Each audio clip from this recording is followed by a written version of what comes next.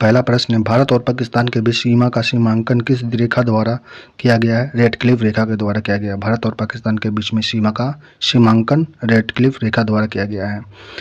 नंगा पर्वत स्थित है जम्मू कश्मीर में। नंगा पर्वत जम्मू कश्मीर में अवस्थित है। कल्लू घाटी किन पर्वत श्रृंखला के बीच स्थित है? धौलाधर और पीर पंजाल के बीच में कल्लू घाटी पर्वत श्रृंखला है। पीर पंजाल श्रृंखला कहाँ पाई जाती है? जम्मू कश्मीर में पीर पंजाल श्रृंखला पाई जाती है जम्मू कश्मीर में। निम्नलिखित युग्मों पर विचार करना, मिलान करना है। केवल 3 सही है। मानस ब्रह्मपुत्रा, मानस की सहायक नदी ब्रह्मपुत्रा है। हिमालय में उथल पुथल मचाने वाली और बहने वाली नदियाँ कौन सी? ब्रह्मपुत्रा, सतलज, सिंधु। हिमालय में उथल पुथल मचाने वाली और बहने वाली नदियाँ ब्रह्मपुत्रा, सतलज और सिंधु है। तिब्बत में ब्रह्मपुत्रा नदी को ताशंगपो कहते हैं। तिब्बत में ब्रह्मपुत्रा नदी को तक्षंगपो कहते हैं। निम्नलिखित में से कौन सा कथन सही है? पृथ्वी की परपटी प्राकृतिक में भंगुर है। पृथ्वी की परपटी प्राकृतिक में भंगुर है। संवहन धाराएं जो टेक्टोनिक प्लेटों को हिलाती है पृथ्वी का किस परत में पाई जाती है? मेंटल में। संवहन धाराएं जो टेक्टोनिक प्लेटों को हिलाती है पृथ्वी की मेंटल परत पर पाई जाती है। पृथ्वी की पपड़ी के हिस्से को हिलाने, ऊपर उठाने या बनाने की क्रिया को कहते हैं डायस्ट्रोफिज्म कहते हैं। पृथ्वी की पपड़ी के हिस्से को हिलाने, ऊपर उठाने या बनाने की प्रक्रिया को डायस्ट्रोफिज्म कहते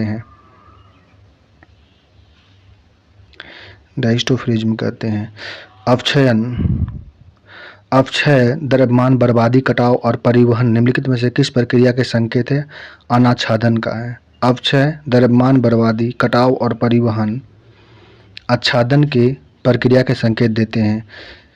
किस ऊंचाई पर ऑक्सीजन लगभग नगण्य हो जाती है? 120 किलोमीटर के ऊपर ऑक्सीजन नगण्य हो जाती है। 120 किलोमीटर।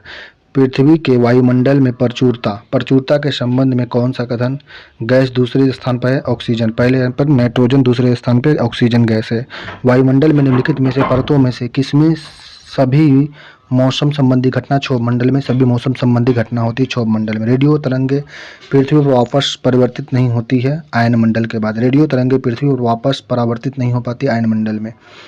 तापमान के बारे में निम्नलिखित में से कौन सा कथन सही? तापमान क्षोभ मंडल में ऊंचाई के साथ तापमान 65 डिग्री सेल्सियस प्रति किलोमीटर की औसत दर से घटता है। क्षोभ मंडल की ऊंचाई के साथ तापमान 6.5 डिग्री प्रति किलोमीटर की औसत दर से घटने लगता है। क्षोभ मंडल में ऊंचाई के साथ तापमान 6.5 डिग्री प्रति किलोमीटर की औसत दर से घट जाता है।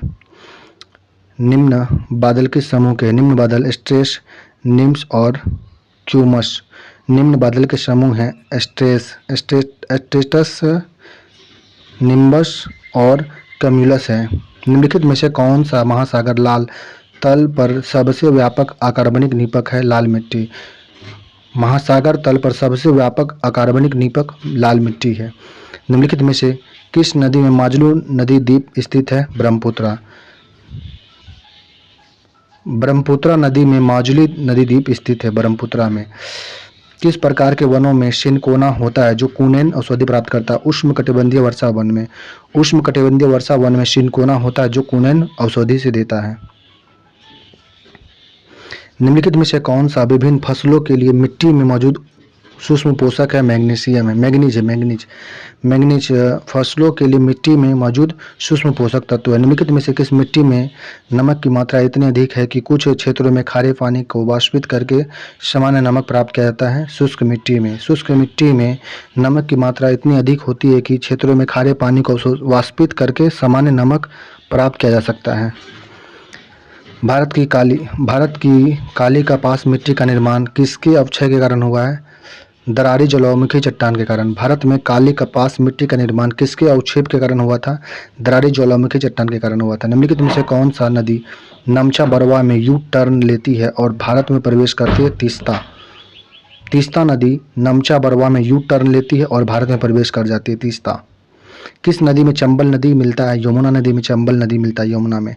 कौन नदी बाएं ओर से गंगा में नहीं मिलती है? सोन नदी बाएं ओर से गंगा में नहीं मिलती है, जबकि गोमती, घाघरा, कोसी बाएं ओर से मिलती है। दाएं ओर से सोन नदी गंगा में मिलती है दाएं ओर से। शारदा नदी उत्तर प्रदेश के उत्तरी मैदान में बहती है। मैदान में प्रवेश करने से पहले शारदा को किस नाम से जाना जाता है? काली नदी के नाम से जाना जाता है, काली नदी के नाम से। फरक्का में गंगा का पानी निम्नलिखित में से किस देश के साथ साझा किया था? बांग्लादेश। फरक्का में गंगा का पानी बांग्लादेश से साझा किया गया था। हवाओं का मौसमी उलटफेर किसकी अवशिष्ट विशेषता है? मानसून जलवायु का। हवा का मौसमी उलटफेर किसकी विशेषता है? मानसून का है। उस महत्वपूर्ण तापमान को दर्शाने के लिए किस शब्द का उपयोग किया जाता है जिस पर हवा वाष्प में संतृप्त हो जाती है और उसके नीचे संघनन शुरू होने की संभावना होती है? ओस बिंदु। ओस बिंदु उस महत्वपूर्ण तापमान को दर्शाता है जिसके लिए शब्द का उपयोग किया जाता है कि हवा वाष्प से संतृप्त होती है, जिसके नीचे संघनन शुरू होने की संभावना हो जाती है, ओस बिंदु कहलाता है। अरब सागर में बंगाल की खाड़ी की तुलना में अधिक लवणता दर्ज की जाती है क्योंकि अरब सागर में वाष्पित की दर अधिक है और ताजे पानी का प्रवाह कम है। अरब सागर में बंगाल की खाड़ी की तुलना में अधिक लवणता दर्ज की जाती है क्योंकि अरब सागर में वाष्पीकरण की दर अधिक है और ताजे पानी का प्रवाह कम है। भारत का सबसे दक्षिणतम बिंदु इंदिरा पॉइंट कहाँ पे स्थित है? तमिलनाडु में। तमिलनाडु में भारत का सबसे दक्षिणतम बिंदु इंदिरा पॉइंट स्थित है। ग्रेट निकोबार में। ग्रेट निकोबार में भारत का सबसे दक्षिणतम बिंदु इंदिरा पॉइंट स्थित है। भारत में निम्नलिखित में से किस राज्य में सूर्य सबसे पहले दिखता है? मिजोरम। अरुणाचल प्रदेश में। अरुणाचल प्रदेश में भारत में अरुणाचल प्रदेश में सूर्य सबसे पहले दिखता है। भारत का सुदूर पश्चिम बिंदु पूर्व गुजरात है। कितना डिग्री पे? 68.7 डिग्री पे। 68 डिग्री 7 मिनट पे भारत का सुदूर पश्चिमी बिंदु गुजरात, पूर्व गुजरात में है। भारत मानक समय और ग्रीनविच मीन टाइम के बीच का अंतर कितना है? 5.5 घंटा। भारत मानक समय और ग्रीनविच मीन टाइम के बीच का अंतर कितना है? 5.5 घंटा है। आगे है, प्लस में है। मैकमोहन रेखा और शिमला समझौता के हिस्से के रूप में ब्रिटिश और तिब्बत द्वारा सहमत एक रेखा है। यह संधि कब की गई थी? 1914 में किया गया था। मैकमोहन रेखा शिमला समझौता के हिस्से के रूप में ब्रिटेन और तिब्बत द्वारा सहमत का एक रेखा है। यह संधि कब किया गया था? 1914 में किया गया था। नंदा देवी शिखर कहाँ पर स्थित है? उत्तराखंड में। नंदा देवी शिखर उत्तराखंड में स्थित है। निम्नलिखित में से कौन सा कदम सही है? माउंट एवरेस्ट सही क्रम से पहले माउंट एवरेस्ट, उसके बाद गॉडविन, फिर ऑस्टिन, लास्ट में कंचनजंगा। कंचनजंगा, ऑस्टविन, गॉड ऑस्टविन और माउंट एवरेस्ट। हिमालय की चोटी कंचनजंगा स्थित है कश्मीर में। हिमालय की चोटी कंचनजंगा कहाँ पे स्थित है? कश्मीर में। ये तो सिक्किम में है ना। कश्मीर घाटी किन दो पर्वत श्रृंखला के बीच स्थित है? महान हिमालय और पीर पंजाल के बीच में कश्मीर घाटी स्थित है। कश्मीर घाटी किन दो पर्वत श्रृंखला के बीच स्थित है? महान हिमालय और पीर पंजाल के बीच में स्थित है। निम्नलिखित में से कौन सा हिमालय पर्वत श्रृंखला का पूर्व से पश्चिम तक है? हिमालय पर्वत श्रृंखला का पूर्व से पश्चिम तक का सही क्रम क्या होगा? पूरब से सबसे पूरब में क्या होगा? कंचनजंगा, उसके बाद एवरेस्ट, फिर अन्नपूर्णा, फिर धौलागिरी होगा। तो हिमालय पर्वत की श्रृंखला का पूरब से पश्चिम का क्रम बताइए। पूरब में कंचनजंगा, उसके बाद एवरेस्ट, एवरेस्ट से फिर अन्नपूर्णा, अन्नपूर्णा से बाद धौलावीरा हो जाएगा। हिमालय का अर्थ क्या होता है? मध्य हिमालय, मध्य हिमालय है। हिमालय, महान हिमालय की ऊंचाई कितनी है? समुद्र तल से 8850 मीटर ऊपर है। महान हिमालय की ऊंचाई समुद्र तल से 8850 मीटर ऊपर है। निम्नलिखित कथनों पर विचार करें। निम्नलिखित कथनों पर विचार करना है। पुलिकट झील केवल 2 राज्यों में फैली हुई है। पुलिकट झील केवल 2 राज्यों में फैली हुई है। कुमायूं हिमालय किन नदियों के बीच में स्थित है? कुमायूं हिमालय सतलज और काली नदी के बीच में कुमायूं हिमालय स्थित है। भारत में यारलुंग तांग्सपो नदी को किस नाम से जानते हैं? ब्रह्मपुत्रा। भारत में यारलुंग तांग्सपो नदी को हम लोग ब्रह्मपुत्रा के नाम से जानते हैं। निम्नलिखित में से कौन सी नदी बाएं से दाएं नदी में नहीं मिलती है? सोन नदी। सोन नदी बाएं से गंगा में नहीं मिलती है जबकि वो दाएं से मिलती है। गोमती, कोसी, घाघरा ये बाएं ओर से मिलती है गंगा नदी में। सोन दक्षिण दाएं ओर से मिलती है। निम्नलिखित में से कौन सा नदी दरार घाटी से होकर बहती है? तापी नदी। तापी नदी जो है दरार घाटी से होकर बहती है। अलकनंदा नदी को किसकी सहायक नदी का संगम रुद्रप्रयाग में होता है? मंदाकिनी। अलकनंदा नदी की किस सहायक नदी का संगम रुद्रप्रयाग में होता है? मंदाकिनी में। निम्नलिखित में से कौन सी नदी फतुहा में गंगा में मिलता है? पुनपुन नदी फतुहा में गंगा में मिलता है, बिहार का नदी है। तिब्बत में मानसरोवर झील के पास किन नदी का उद्गम है? ब्रह्मपुत्रा, सिंधु, सतलज तीनों का है। तिब्बत में मानसरोवर झील के पास में ब्रह्मपुत्रा, सिंधु और सतलज का उद्गम स्रोत है। तिब्बत में मानसरोवर के पास।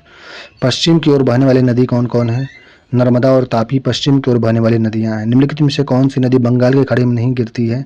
ताप्ती नदी अरब सागर में गिरती है, जबकि महानदी कृष्णा गोदावरी ये बंगाल की खाड़ी में गिरती है।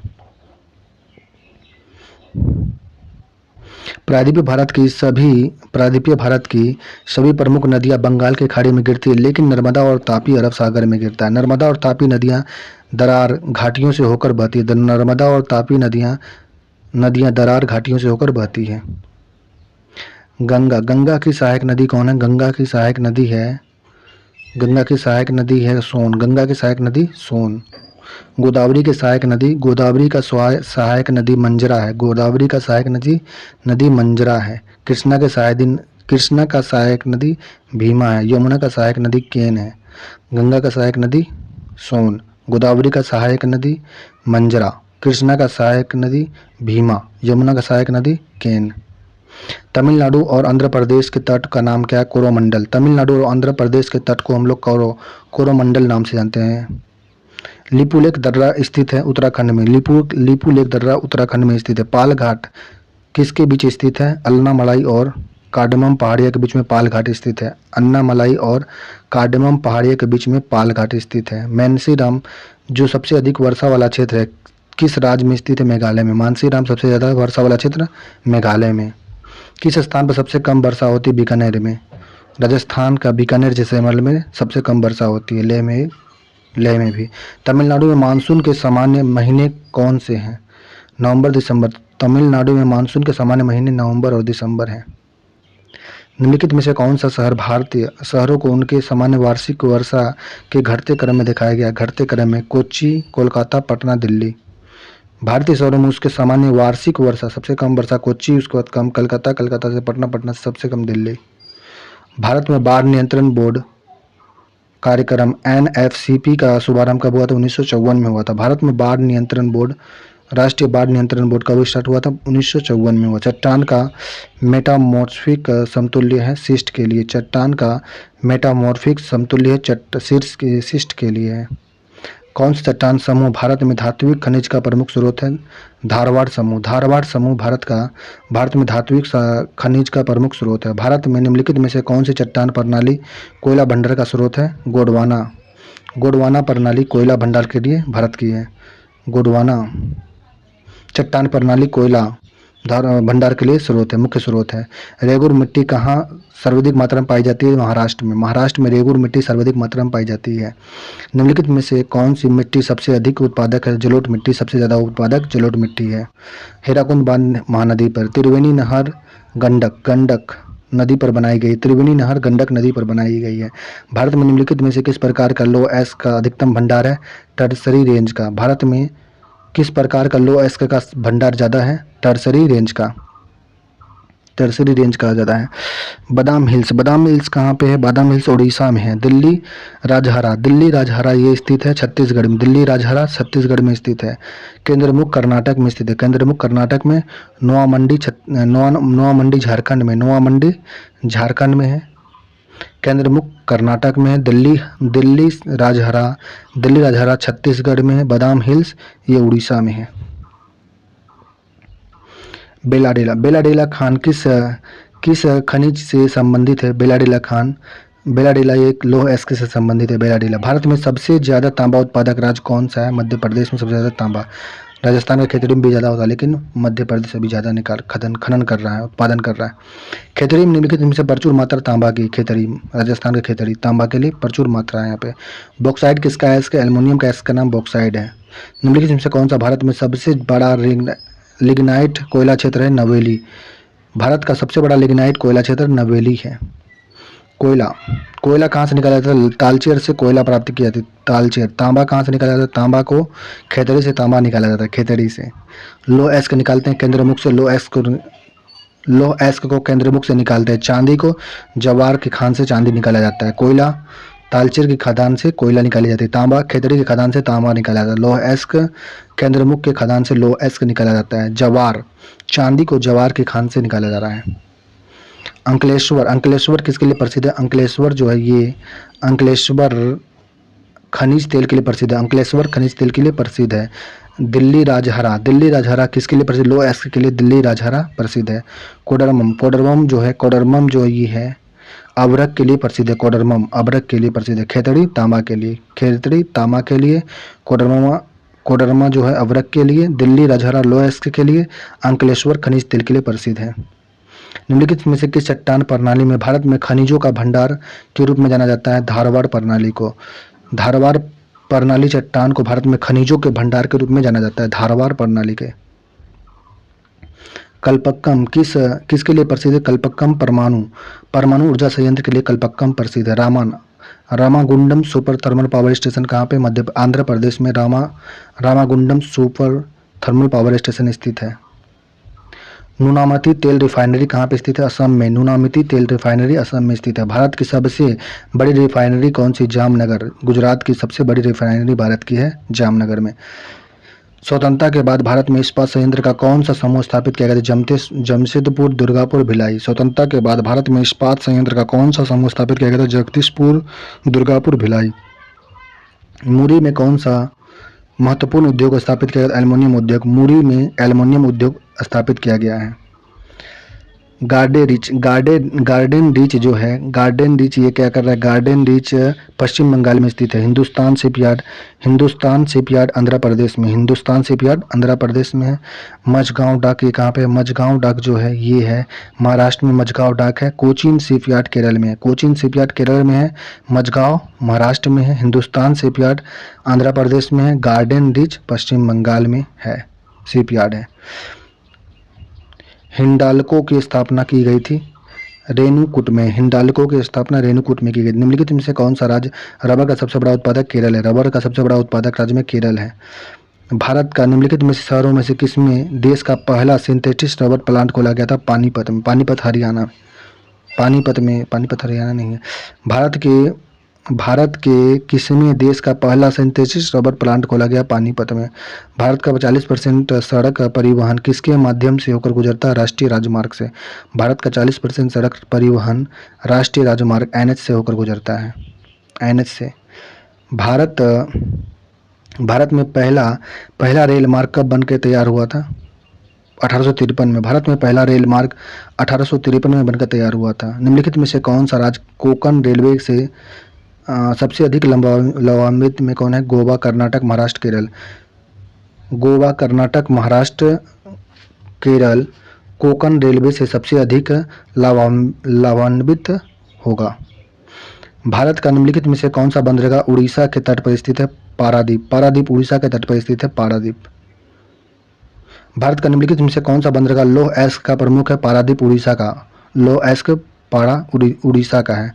थारू जनजाति भारत के निम्नलिखित में से किस राज्य में निवास करती है? उत्तराखंड और उत्तर प्रदेश में थारू जनजाति भारत की निवास करती है। गद्दी कहाँ के निवासी को गद्दी कहते हैं? हिमाचल प्रदेश के निवासी को गद्दी कहते हैं। सरहुल त्यौहार मनाने के लिए जनजाति का नाम मुंडा था। सरहुल त्यौहार जनजाति मुंडा जनजाति मनाते हैं। मुंडा जनजाति सरहुल त्यौहार मनाते हैं। जारवा जनजाति पाई जाती है निकोबार द्वीप में। जारवा जनजाति पाई जाती है निकोबार द्वीप में। उत्तर प्रदेश के निम्नलिखित में से कौन सी जनजाति दीपावली को शोक के रूप में मनाती है? थारू। उत्तर प्रदेश में थारू जनजाति दीपावली के दिन को शोक के रूप में मनाती है। जारवा जनजाति निकोबार द्वीप में पाई जाती है। सरहुल त्यौहार मुंडा जनजाति मनाते हैं। गद्दी निवास करती है हिमालय के। थारू जनजाति भारत के किस राज्य में निवास करती है? उत्तराखंड और उत्तर प्रदेश में। थारू जनजाति जो क्या मनाती है? थारू जनजाति मनाती है दीपावली को शोक के रूप में मनाती है। उत्तर प्रदेश और उत्तराखंड में पाई जाती है।